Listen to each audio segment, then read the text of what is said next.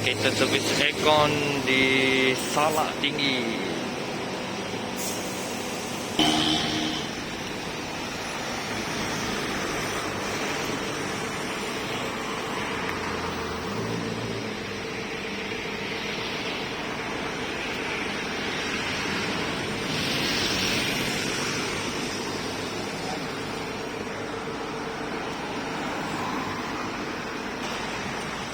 Kedai Ekon Salak Tinggi ya Pak. Salak Tinggi ya Pak. Ni kedai dia. Kedai Ekon di Salak Tinggi. Ni bangunan ni cari. Bangunan ni.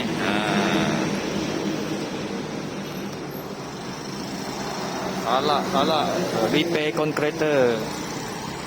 Kedai Cina.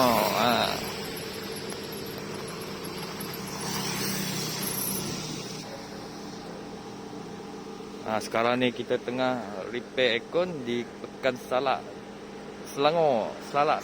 Anda bersama dengan video pemalu Haskell Surround di Salak. Repair kedai Ekon.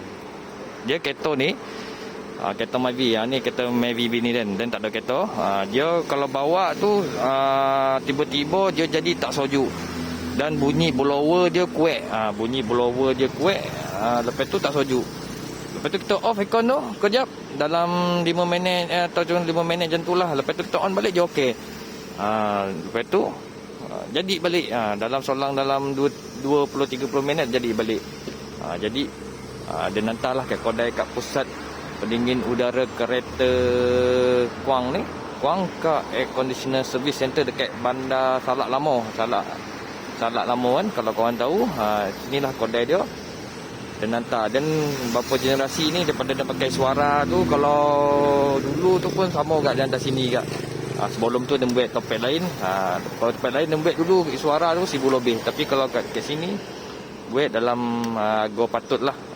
Dia tak dalam bona boleh lah.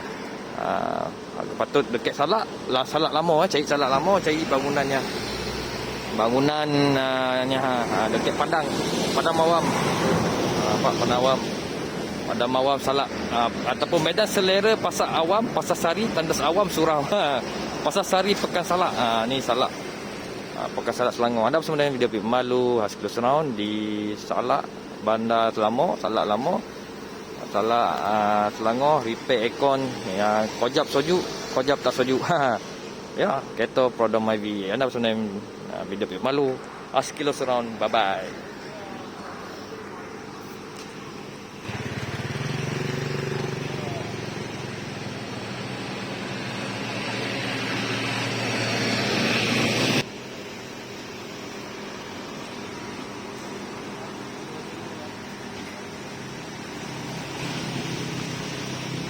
Ni depan ni Giat Mara ni, Giat Mara.